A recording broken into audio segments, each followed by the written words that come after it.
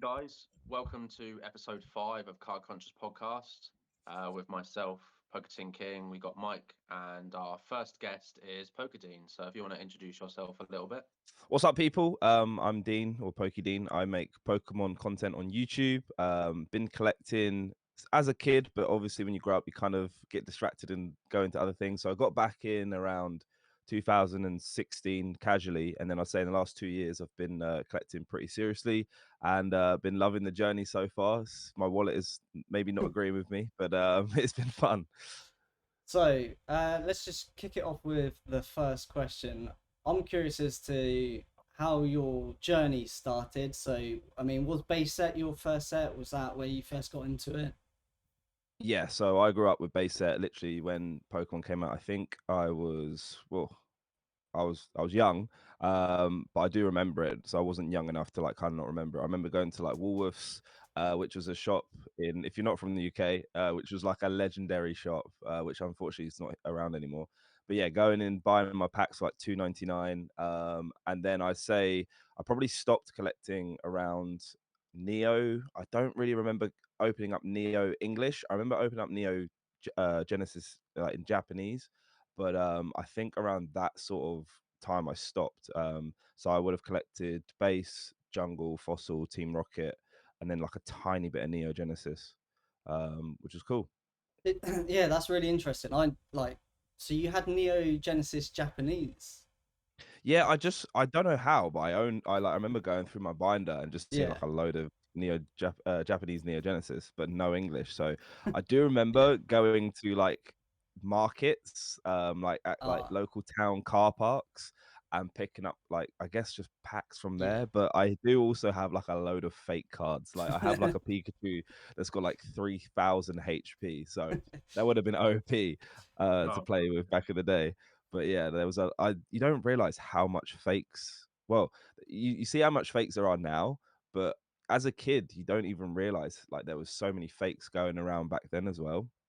Just because I guess it was so popular and people are just always trying to make Yeah. like money off it. Yeah, I think like when I got back into collecting Pokemon, I bought like a small collection. And I remember that, the reverse hollows from Oh, Legendary Collection. re- I remember the them gold. being fake, so I chucked them Yeah. all out. Oh no. I've no. seen I've seen the ones that are like gold. They're like legendary collection, but they're gold. So they are like massively fake. But Yeah. everyone was. I remember loads of people being like, "Oh, I've got these. Are these like really worth a lot?" I'm like, "Yeah, they're not. They're not real." Yeah, they're not legit. So Yeah. obviously that was when Pokemon first came out and the initial craze. Where Yeah. where does it come into play where you started making content or you got back into it and got back into collecting? Was that before you made content or did it happen all at once? Yeah, no, good question. I used to do I've been doing YouTube for about probably 8 years now. And I actually had a previous channel with a friend, which was a FIFA content channel and kind of like real life stuff. Um, which was really cool, really cool, really fun. But then I kind of like got burnt out from doing FIFA. The game was going in a direction that I wasn't really liking. It was going very competitively. And me and my friend, we had like a joint channel. So like our content was based on like doing like really fun content and the way the game was moving, it was just like kind of weaning that sort of stuff out. So I was kind of in like a spot where I didn't really know what to do. Um, and at the time, we were going to like gaming events like Insomnia in the UK, and they had just like stalls that would sell Pokemon products. And at the time, I remember I can't remember which Insomnia it was, but they were selling generation collection boxes. So the Charizard, Blastoise, Venusaur. I didn't actually see the Pikachu one, but I was like, oh my god, I haven't seen Pokemon cards in ages, and obviously, like I loved them. And it was 2016, so there was evolutions out at the time as well. So obviously, it was like the kind of reprint of base set. So I started picking those up, just opening for fun, and I would actually say the biggest thing that got me back into Pokemon was probably Pokemon Go. 2016, that summer was probably one of the best summers of all time. Literally It just was walking amazing. around. Yeah. Yeah, literally walking around at like 3 a.m. trying to catch like a Blastoise, and just seeing random people. So yeah, I think it was like a combination of like picking up just product that kind of resembled base set from when I grew up with Evolutions, playing Pokemon Go. And I just was opening it for fun, but I wasn't thinking anything of it because I was kind of just playing, still doing my FIFA stuff. And then, like I said, kind of burnt out from FIFA, and I've always been passionate about Pokemon. I think 2021 or 2019 actually. Yeah, 2019. I was kind of getting back into it a bit more with Unbroken Bonds and Hidden Fates because there was a Yeah. massive craze for Hidden Fates. That was Um, mad. yeah, like picking up tins was like near impossible at one point. So I was picking up those when I could, just opening them for fun, trying to pull the Charizard because Charizard's my favorite Pokemon. And then I'd say I was probably just making content for a little bit of fun, but not posting that often. And obviously, I was making a new channel from it and just kind of like be like, ah. But then I'd say 2021, I was like, do you know what? This is so much fun. I love this. I love the community is incredible, by the way. Like comparing it to like FIFA, is so positive and so many nice people and such generosity. So I was just like, this is awesome. And let me kind of like take it seriously and just make content as like much as I possibly can. Oh, nice. Yeah, that sounds. So from that 2016 moment, it was just you For started fun. collecting, yeah, from that Yeah. point, and it's I been wasn't there. I wasn't like collecting. I was just kind of like opening. If there's Yeah. something cool, Yeah. I'd keep it. I wouldn't go out and buy a card or kind of like I didn't actually do much research on like stuff because I remember like doing research on sets, getting back into it of ones that I'd love to collect. And funny enough, that's how I met like my friend Chloe. Is I bought 2 sets off her. Just because I was just looking into like sets I'd never opened but were like really cool. I wanted to collect. So how did that collaboration with Chloe start? Because obviously we know when we look on any of the social media platforms, we see both of you together Yeah. making content. How did that process start? Yeah, so like I said, I initially met Chloe through buying 2 sets. It was Secret Wonders from Diamond and Pearl era and Supreme Victors from Platinum. Um, I love those sets. They're so fun. I actually have a Supreme Victors box right here. Oh, Um, but yeah, the way we met was through that, and then we kind of got a chatting. She was just starting out content on YouTube, and she invited me to take part in a box break that she was doing. I think I always forget. I think it was Fossil. Could have been Jungle. So yeah, met her through that. We did that box break, and then just through there, we've been chatting. We get on really well, and it's just always fun and funny moments with us two and her husband. Um, and yeah, through that, we just kept doing stuff. They would give me tips on stuff about Pokemon, any questions I had. Back in the day, they kind of asked me some questions on like equipment and stuff to do on YouTube, and I'd help out where I could with that. And then yeah, just from there, we kind of like built a really fun and good friendship. And probably my like best friends in life actually, not just the community. We've gone on a lot of things like adventures together. We own a TCG store together now. And we also own like a, a #1 trophy card, which is a lot of fun. yeah, Very, very cool card. that's a really nice journey. I think sharing those moments with Yeah. people that you're close with kind of make it better. And as you said about the community element. Yeah, So definitely. another question, sort of following on, which you've mentioned about, is how do you separate your collection in terms of like what's for the channel, what's for the store, and sort of what's for your own personal collection? Yeah, I would say since doing it more full time and more kind of like business minded, my personal collection has definitely taken a hit. I think in the last probably like 2 years, I've probably bought like 2 or 3 cards for my personal collection. The most recent being a PSA 10 um, Shining Mewtwo. I've always wanted a Shining Mewtwo and a Shining Oh, Charizard. Managed to pick one up in Orlando, which was actually kind of for content as well. But like, I saw it and I was like, "Do you know what? I haven't bought anything for myself in a while. Let me purchase this." So get something, yeah. it's very difficult to separate because obviously with it being a business, um, you you have this money that you say, right, do I spend this on me and I sit on a product or I sit on an item that is worth say £1,000, when realistically I could be spending that to better the business. So it is very Yeah. difficult to kind of separate. And I would say like my personal collection has definitely taken a hit from it. But I guess we look at some things where, say, we buy a big collection, we'd probably buy it for the business, either to move on or make content with, or maybe there's one item in there that we might keep for a personal collection or we need for a set or something. Yeah. And then maybe just go from there. But I'll say most of the time, it's mainly for content or the business. They probably take priority. And then for me personally, and I guess for Chloe too, the personal collection kind of takes like a back seat. And then maybe once in a blue moon, like even the trophy card, actually, that was another personal purchase, but that was more of a, this is a once in a lifetime opportunity that's come about, let's get it sort of thing. So you kind of, if there's something that's like you can't miss, then you kind of have to make that Yeah. purchase.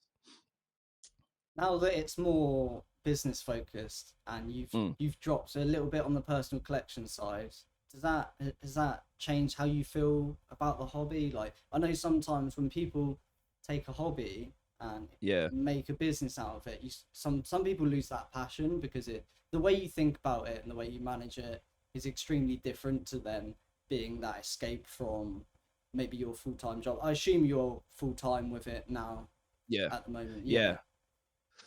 Yeah, that's a really good question as well. Like, I've seen a lot of people, and maybe it was the same with me with FIFA. Obviously, I grew up playing the game, then I kind of made it a job, and then I ended up hating it. But no, that definitely hasn't happened the case for me. If anything, it's kind of made me more passionate about it because I get to do things that if I was just collecting, I maybe wouldn't have been able to do. For instance, I've owned a lot of vintage boxes. I've been able to open a lot of vintage boxes, which I wouldn't have been able to do if I was just opening for myself personally. So I think, if anything, it's definitely, like I said, made me more passionate about it because I've been able to do trips, meet some incredible people, seen incredible cards, had a lot of incredible moments. And I think through it, it's only just making me appreciate, one, the community, two, just like these incredible cards that you don't often get to see or hold or purchase or whatever. Um, and yeah, I mean, each year I'm loving it more and more and more, wanting to do more and more and more, and I'm seeing cards that I genuinely didn't think I'd ever see, which is just awesome. Yeah, that's a great point. I guess I never thought about it like that. Like, you get to buy experience and see Yeah, these items that you probably otherwise wouldn't be able to see. So yeah, I guess yeah, that just makes you so much more like excited and passionate for it. That yeah, just mind definitely. those items are literally mind blowing, aren't they? You're just in awe when you see that, and that's Yeah. incredible that it's been able to lead you to those places. That's amazing. Um, I know some people don't always reveal some items that they have. Sometimes they have some like incredibly rare item that they don't disclose. You don't have to reveal it if you have one, but do you have any items in your personal collection that you've never sort of told anyone Um, about? Well, not anyone, but just online. yeah, on like socials. I think, just trying to think. I have a few Charizards, but they're nothing kind of like mind blowing. It's just like I've got like a gold star Charizard. I don't think I've posted that. Um, yeah. Other than that, the number one trophy, but I don't have that here because Yeah, yeah, I don't trust myself with that. But it's also I've have also posted about it. But yeah, yeah. I other than that, guess I don't really have any cards that I haven't showcased yet. yeah. I Just a guess few if Charizards. you're content creating it, you would probably make content about something if it was like incredibly rare and expensive. It wouldn't make sense Yeah. necessarily to But keep it hidden. it also it also goes back to my point of like not being able to purchase anything for my personal collection just Yeah, because it's the business stuff. So in terms of personal collection, I have a few cards, but they're just like I said, like a PSA, I think it's a 7 gold star Charizard, the Shining Mewtwo. I yeah, really want, I've got a holy grail list.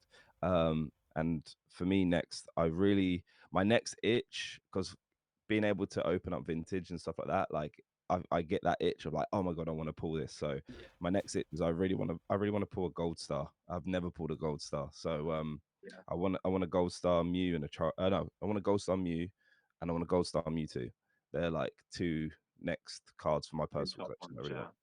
So Yeah. would you buy them, or would you open them hoping to pull it, or both? Like you literally want to pull one and have one for yourself.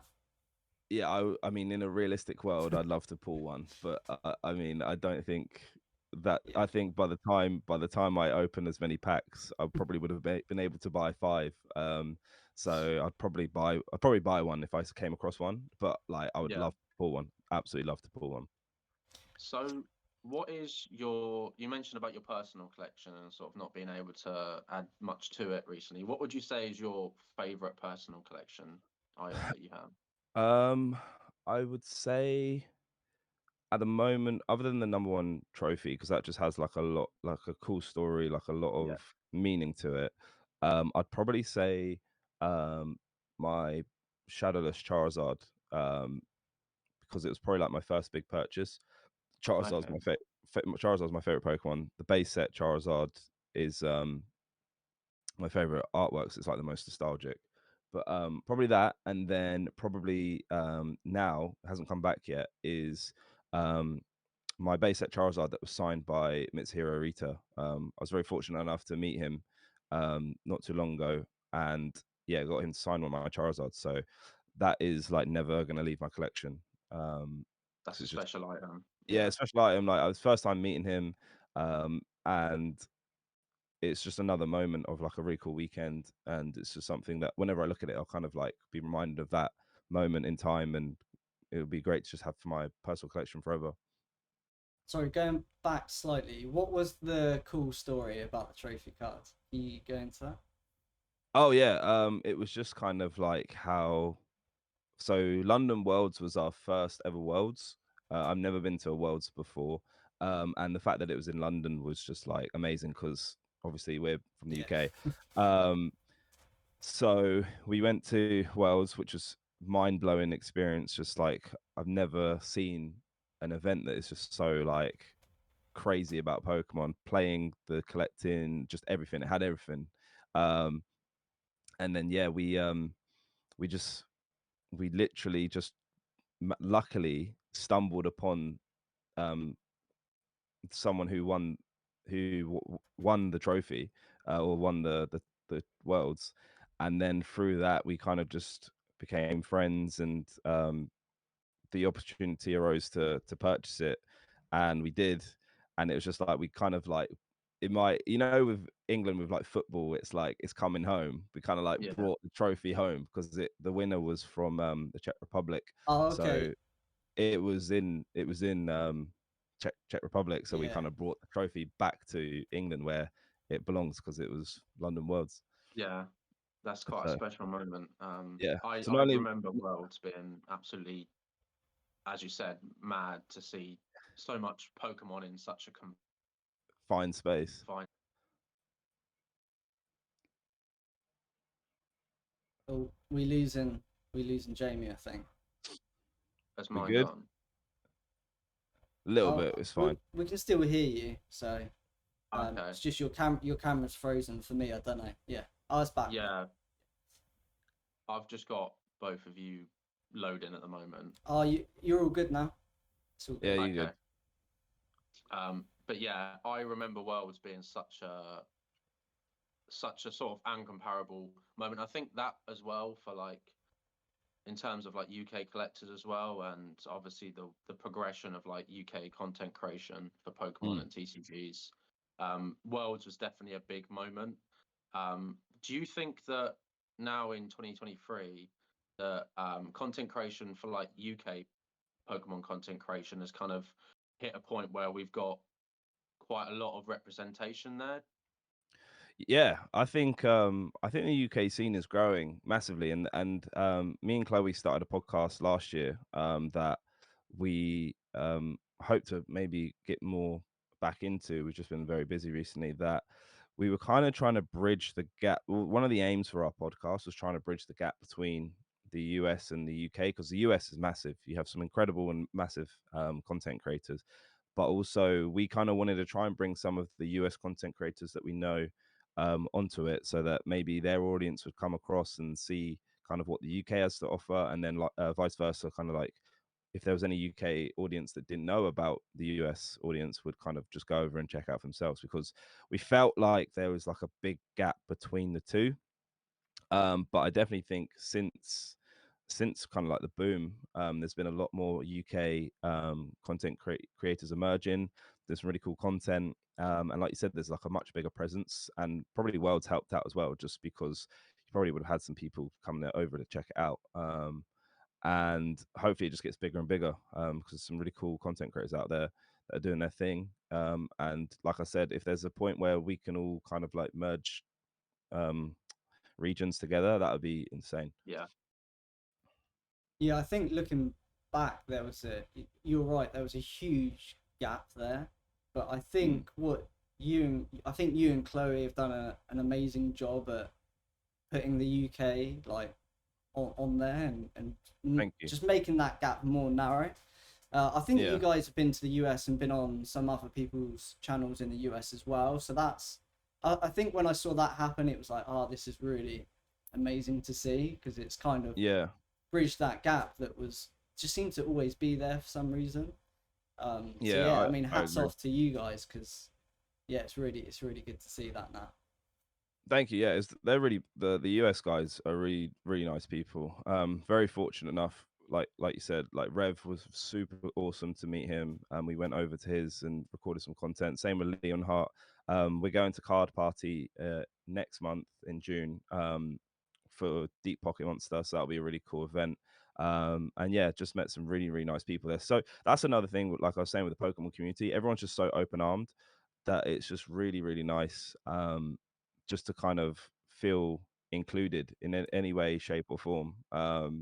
So yeah, like I really, really love it. And hopefully there'll be more to come. And just I hope the scene just gets bigger and bigger and bigger, just because it's just so many incredible people. The content's awesome. There's so many cool stories to tell, and just stuff like that. Yeah, obviously. That's right. Sorry, go on, Jamie. Yeah, I think what you just said really was what Mike said. Both of you have done an absolutely fantastic job at putting the UK kind of on the map, really, with content creation. I think the US is such a large market, and it kind of can feel like that's the start and end of Pokemon sometimes. But when you sort of look at a lot of content creators, there's so many now throughout Europe doing this kind of thing, as well as you going over to the US. It does definitely bridge that gap.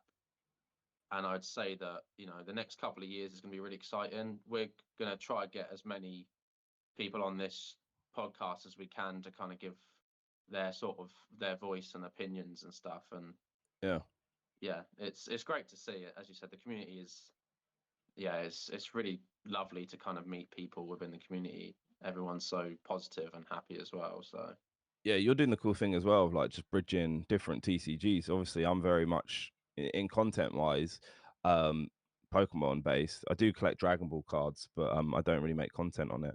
But like the fact that you guys are just bridging kind of all different TCGs. I know you dabble in other things, so that's really cool. Hats off to you guys. Thank you. Thanks, man. So obviously I can see you've got a bit of a DBS in the background as well. So you do collect it, or have you not touched it in a while? I do collect it. I mean, I absolutely degened the Fighter's Ambition set, which is the set just before the set that's just released, because my favorite character is Gohan, and he's got like a secret rare card in that set, and I opened like 3 cases, which probably was 3 cases too many, but I managed to pull it. So it's just literally just, I need to grade it, but I have so many. Like, if you could see, I'll show you quickly. Hold on. Is it bulk? So I have like 3 of these of like cards to grade. So I have a lot of cards I need to grade, and that's all just Dragon Ball. Okay. So, but grading fees are just you can get carried away very easily, and then you get the bill and you're like, I literally was not expecting that. You're like, I forgot I've even sent this. Like, yeah. Yeah, literally. So yeah, I do collect it. Yeah, I haven't collected the latest set. I think at the moment, I'll probably just go for like chase cards that I really like, because I do yeah, have like, from when it started, I've got a lot of the secret rares. I bought a personal collection of someone, and he had a lot of Dragon Ball cards, but it's just so tough to just stay in two or multiple yeah, TCGs. yeah, Um, I try and pick up a few. I always pronounce it wrong. Is it Y Schwartz? yeah. We That's it. Schwartz? How Yeah, yeah. Y Schwartz? Well, Um, it in like some people pronounce it like vice because it's a German word, and I think German. that's the proper way to pronounce it. But I always say Schwarz. Yeah. Why Schwartz? Because I tried saying it on stream and I said it so badly. Like, people now take the mick that I say like "we sports." So I've heard that before. yeah. So I love like Attack on Titan. So Yeah, I've got a few boxes of those. I like the Marvel. I actually didn't pick any of those up, but I opened a bit. So there's some of those really cool yeah, sets. I didn't even pick up Disney. That's just going crazy. The prices seem to just get a little bit wild. But I really want them to do like a Demon Slayer. Like, Demon Slayer would be sick. So I do watch anime. I like a lot of animes. So when I see that they do that kind of like collab, it really excites me. they don't have any Demon Slayer. I think that's with No. Build Divide, which is a separate TCG. But Yeah. sometimes like they drop IPs and then Weiss Schwarz gets Yeah. the IP, so potentially it could It come. could happen. Yeah, it could happen. Yeah. Yeah. Recommend Chainsaw Man though if you like Demon Slayer. Chainsaw Man, although I've heard that is so good. I haven't as watched it yet. yes, as silly as the title sounds, like it's amazing. Like it Yeah. sounds ridiculous, but yeah, it's amazing, and they are getting a set for that. Um, there are actually loads of TCGs popping up at the moment, and that is a mixture of like Kickstarter TCGs and then Yep. like legit TCGs from the sense like Disney are doing their own one, and there's so many popping up right now. Like, what do you think about that? Does that tempt you to collect more or other TCGs, or do you think it's a bit like there's too many and it's going to be an issue in a couple of years' time? I'm all for it, to be fair. Because if there's something you love out there and there's something you can collect, then I think you just have a more connection with it. The same. That's exactly what it was with me for Pokemon. For instance, I grew up. The main thing that kind of drew me into Pokemon was, I literally remember at school my friend had a Game Boy, the original one that's like grey, Yeah. and he bought Pokemon Red, and I just literally sat there next to him watching it for about 4 hours. And then my nan got me a Game Boy Green Color, which got stolen, and Pokemon Red, which got Oh, stolen as well when I was on holiday. Um, and then through that, I literally just I lived in that world. And then through the game, I watched the TV show, and then from the TV show, I collected the cards. So I feel like if any of those brands want to drop that sort of stuff, especially as a kid, it's just another way to connect with it. And yeah, I have no qualms about that. I do like some of those TCGs. I don't know if why Schwartz does it, but is every set like playable? Because I know like the My Hero Academia, I don't know who does that. Like, the actual game itself, you can have different IPs, but they all have the same sort of like playing rules and stuff like that. So I like that idea where you can kind of pick up your favorite TCG for a game, and then say My Hero Academia versus, I don't know, just for example, Demon Slayer. Like, you Yeah. can kind of have that sort of thing. I think that's really cool, to be fair. Yeah, Especially when there's so many. that is literally what White Shores is. Like, you can Yeah, play like Attack on Titan versus, like Chainsaw another. Man. Yeah, like that. It's Yeah, just that's sick. I like that. you pick your. Well, obviously, some sets are gonna have different playability, and some will have an advantage. But you do get people like picking up like a weaker set, perhaps because it's their favorite show, and they Yeah, play it and against another one despite it being weaker, and they sometimes they win because that's it sick. just is what it is. But yeah, from the playability side, like I really don't have that much knowledge. I've not played at all. Yeah. I tried to play Pokemon once, and it really changes the way I looked at the cards, and I just realized like it's not for me. Like, I prefer collecting. Do That's you fair. play a bit of Yeah, Pokemon? I love playing it. It's just the time for me. Yeah, So obviously, EUIC was 2 or 3 weeks ago now, which is the European Championships. They get held. I don't know how many they do a year, but basically it's a way to get points to go to Worlds for players. And it's like a big regional basically. So they do like regionals throughout the year, and then they have a few international cups, and EUIC is one of them. And for some stupid reason, I decided to enter, seeing I had no competitive background prior or experience. I just thought it's in London, let me join and see what happens. So I joined. You pay £60, but you get a sick play mat. So like straight off the rip, I was like, do you know what? This is worth the £60. I could go in and lose every game. And then my first ever opponent was a girl called Piper Lapine from the US, and she has won 2 regionals this year, and I literally didn't know. And I was like, "So you trying to like qualify for Worlds?" And she was like, "Nah, I've already got my invite." And I was like, "Oh, okay."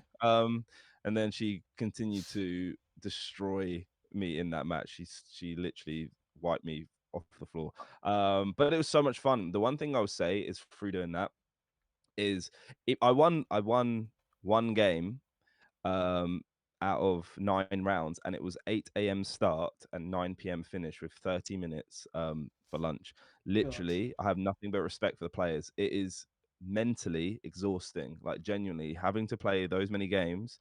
Like you have to be like mentally just so prepared, and kind of your stamina has to be up there, because it's so easy to misplay. Because when you play on the game, and if anyone is trying to play Pokemon TCG, I highly recommend downloading Pokemon TCG Live. It's free, and it's just really good to way of playing. But it's so much different playing in person because it's so much easier to misplay. Um, but yeah, no, it's just another way for me. Not only do I really enjoy playing the game, you meet some incredible people. Like was very fortunate enough that every opponent I played could speak really good English. There was a guy from Denmark. There was a person from France. There was a person from America who'd been playing for like years and years and years, and like you just get chatting, and it's just really fun. So if there's anyone out there who's always thought about playing, definitely go to a local card shop, sign up for a pre-release event.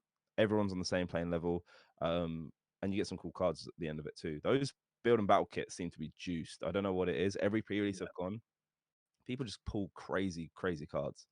So yeah, I do love playing the game. It's the hard thing for me is just the time, because if you want to get really good, you have to put a lot of time into it, and I just don't have that. But I do love playing it. It's so fun. Yeah, yeah. I'm hoping to do my first pre-release event at the end of the month. Yeah, how they evolved. Yeah. Yeah. My friend has basically told me that I have no choice, so I'm gonna do it before work, because it's actually around the corner from me as well. I Oh, don't really sick. have an excuse. It's literally 5 minute walk from me where they do mine. So, but those pre-release kits I've got them during like lockdowns and stuff when they weren't doing them, but you could do them at home. I was still buying them, Yeah. and I would open it, and they are absolutely stacked compared to I don't know normal if it's products. like the first print or something, but they just seem to just they just seem a good card. I see, apart from mine, whenever I've played in the pre-release kits, like 6 people next to me are like, "Oh my god, gold, secret rare, like all art," and I'm there like, "Oh sweet, a hollow, yeah, cheers." So That, that's I me and think, Mike, honestly. Me yeah, I next to tend to Mike. pick up. I'll pull the good stuff, and he's just I just get nothing for everything, every Yeah, TCG. I'm yet to be that person at a pre-release event, so hopefully next one. maybe, yeah, hopefully, yeah. So, I'm curious as to what you think is the most overrated set in Pokemon. Oh, that is on the spot question. Overrated. Overrated of all time, or like in recent years? Recent years probably. Do you know what? I have such a personal attachment to Sword and Shield, because like I've had so much fun during this, Yeah. or during the previous era, like from start to finish. We all know Rebel Clash is just not up there. But overrated, what everyone says that's good, that it just really isn't. Yeah. I don't know, man. You just love it all. I love all the sets. Maybe, yeah, maybe the pool rates are rubbish, so you don't enjoy it as much. I can give you an underrated set that I Yeah, let's think go is for super underrated. let's go for underrated.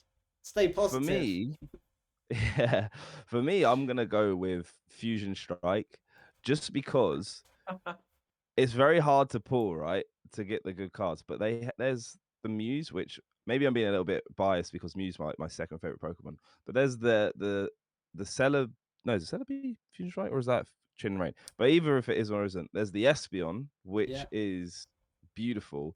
And just in general, for a set, if you're collecting a set, every artwork for the uncommons and commons from that set are stunning. Like genuinely, if you open up a pack, you're like, damn, these cards look really good. So, um, in terms of like collectability for a master set, if you want one that like just looks really good, I'm definitely going to throw in Fusion Strike just because I think the artwork in that set's incredible. There's some beautiful cards too with the breakdancing Genesect. You've got the Espeon again, which is I've never pulled. I've only seen it because someone graded through me, Yeah.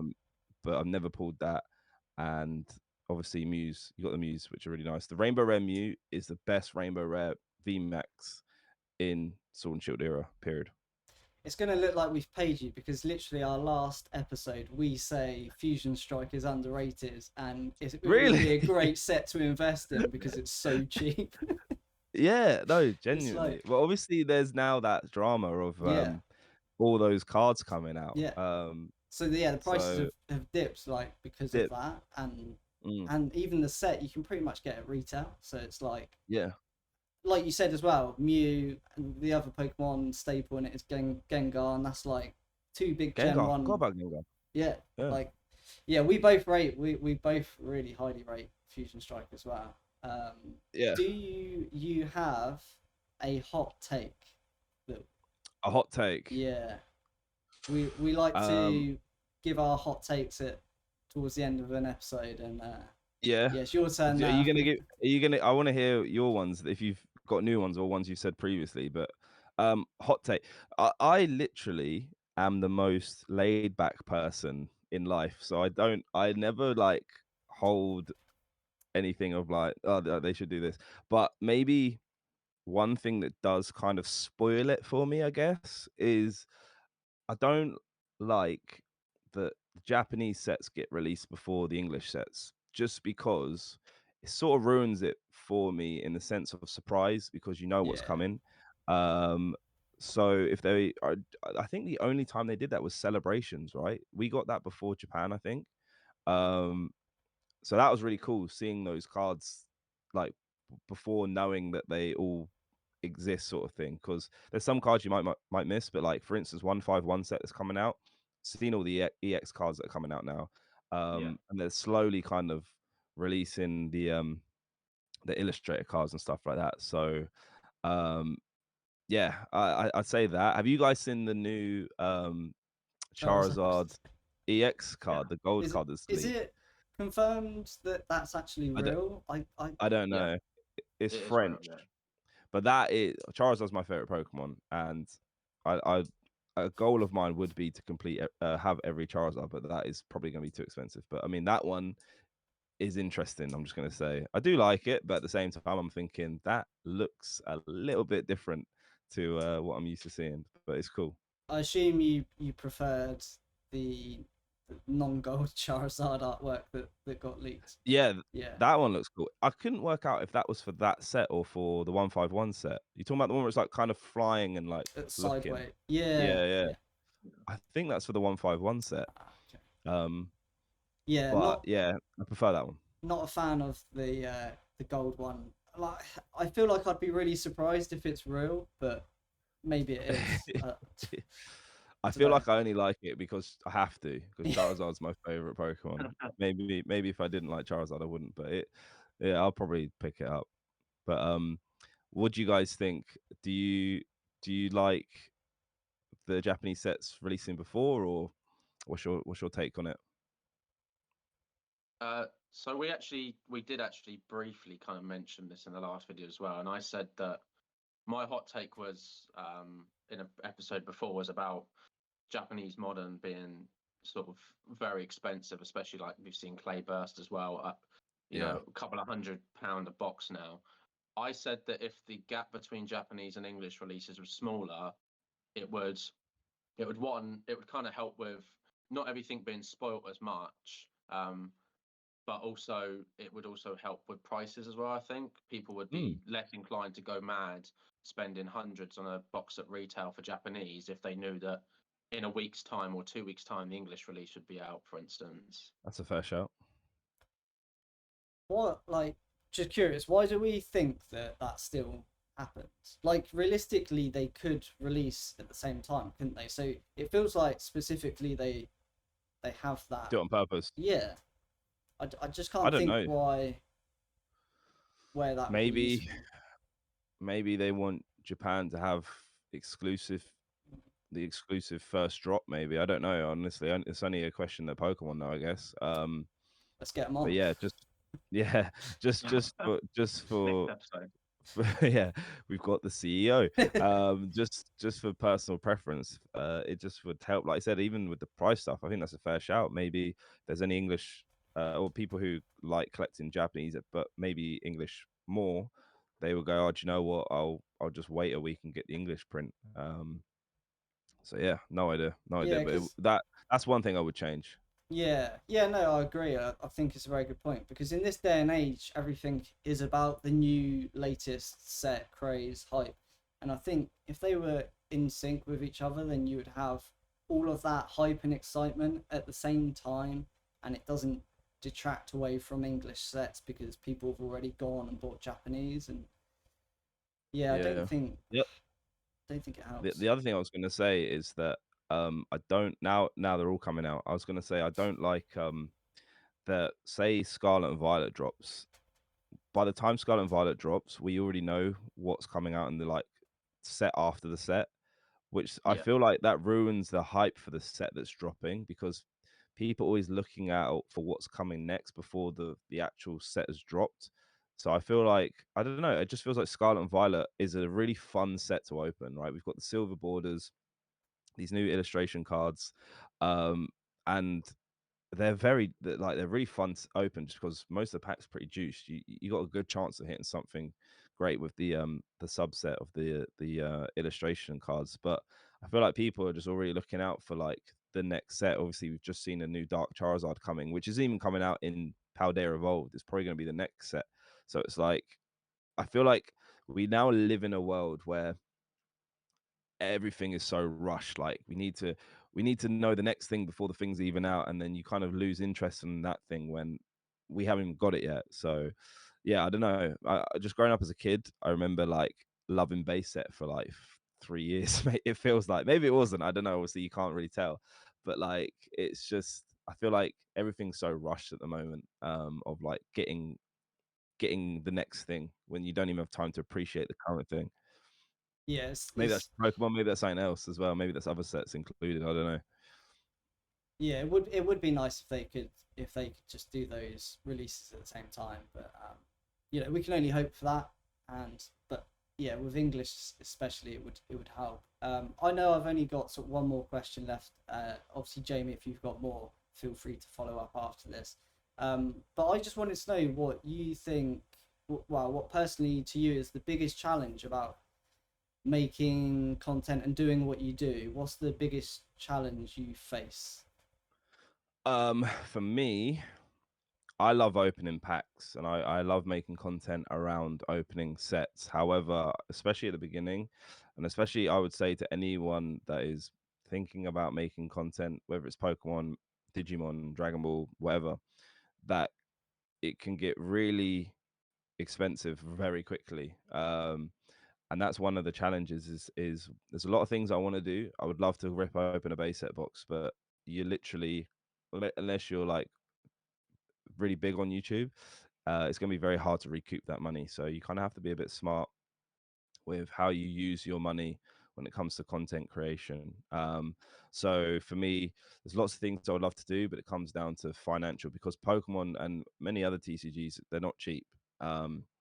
So yeah, I guess that's my biggest challenge is working out how to make content that I want to make, but also what I can make. Because like I said, I can't go opening up vintage packs for myself every week just because I know it would do well.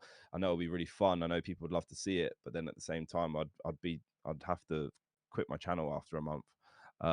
So yeah, that's probably the biggest challenge I face at the moment. And then I guess that recently is being consistent, just because I'm very fortunate enough to be doing a lot of traveling at the moment. So um, I'm trying to find a balance of being able to do that stuff and then also continuously and constantly uploading consistently. A lot of season there, but yeah, they're the problems I probably or the challenges I'm facing at the moment. Juggling quite a bit then, really. Do you Yeah.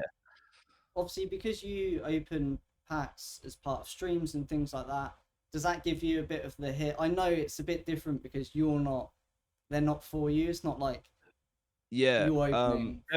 definitely. Like that is for me where I get a lot of enjoyment. But not only just because I get to open the packs, it's more like I get to open the packs with people on stream rather than I get to open the packs for myself just sitting here, you know. Yeah, Like I'll be like, oh sweet, I got this. But like when I open packs for people, we've got a whole community, people watching and like wishing everyone good luck and like manifesting it. And then when we hit something, it's like everyone just goes wild and like it's just such a better thing. I'd rather that than the card be for me. Then I'd rather pull someone a card that they've really wanted for ages. Like for instance, I have someone on my channel that loved Fusion Strike, and they really wanted to pull a Mew card. Unfortunately, I wasn't able to pull it for her, but like we would just keep going and going and going and trying to pull it, and then like if we pulled it, it would have been incredible. Unfortunately, we weren't able to do it. I think she ended up buying the card, but just it's those sort of moments where I am fortunate enough that I get to open the packs, yeah. especially when it comes to vintage and stuff like that. But it's great to see everyone's reaction rather than just like sitting by myself in a room opening up a pack, which would be great because I get to keep it. But it's a nice little trade off, I'd say. Yeah. Yeah, I think that I completely agree with that one. I think only recently me and Mike both had one of those mystery packs from your stream, Oh yeah, and that was I was home at the time, back home with my family, and I was sitting there on the sofa with my brother as well, who's sort of quite aware of Pokemon and everything like that. And he used to watch your FIFA content oh years yeah, ago. So he came in. I was like, "Oh yeah, Mike bought a pack," and I was like, "All right, I'll get a pack." And it was kind of we were both watching it, and my mum was standing in the doorway watching it because she was intrigued. But like that that is for me like what it's all about. It's that community content that everyone's sort of egging each other on. It's you yeah, know it's fun opening packs on your own. As you said, it gets expensive. I've steered away from doing as many openings now because most of it was flesh and blood, and everything's becoming quite expensive now. So it's hard to justify opening up boxes when it's your money at the end of the day. yeah, 100%. But opening for other people and seeing people's reactions, getting cards people want, that journey with that girl that wanted the Mew. Those kind of things are really what this is all about. And 100%. I would implore anybody really to sort of get involved and try to make some content. It's a fun journey for sure, and my journey's been made a lot better by the community being able to engage with people. Me and Mike will sort of bounce off each other with a lot of ideas, as I'm sure you and Chloe do as well. Yeah, So that kind of sort of process is really what makes it. It adds it's another layer to the definitely. hobby that makes it a lot more fun. 100%, 100%. So much fun. And firstly, thank you for purchasing the mystery packs. That was a lot of fun. But yeah, like you said, having people to bounce off of, even like in my Discord, I say like, is there anything you guys would like to see? And then if people just start like chiming in with ideas, and then people just start interacting with each other. That's the goal for me. It's like I wanna build a community around my channel where like I don't have to be the person to start something, if that makes sense. I just want people to kind of like interact within each other, and then I can jump in, or if there's something I want to talk about, then people come in. Like it's kind of like a self-breathing ecosystem or community, which would be great because, like I said, I've met some incredible people. You guys are awesome. I had the pleasure of seeing you in person finally. Like that's the other thing is when you get to see. I'm terrible with names as it is, but when you get to see someone who is in your stream in person, and they're like, "Oh, I'm so and so." You're like, "Oh my god!" Like we've in person they look like a stranger, but you have such many moments and memories with that person online that it's like, oh my god, like it's sick. So yeah, the community is so much fun, and like you said, them being a part of it adds another layer and makes it so much more fun. Definitely. Yeah, I agree. Right, so I think we're there, unless you've got any other questions, Jamie. I think we're good. Yeah, I think. Yeah, so I Sweet. just want to say a massive thank you for coming on, spending your time chatting with us. Thank you for having me. Obviously, some of our viewers are based on other TCGs, White Straws, Flesh and Blood. So if you don't know Pokédean, we'll put his link in the description. Go check him out. And of course, we're on Spotify as well, the Card Crunchers podcast. So go give us a follow if you're not following on there. And thanks for watching as always. Bye. See you later, guys.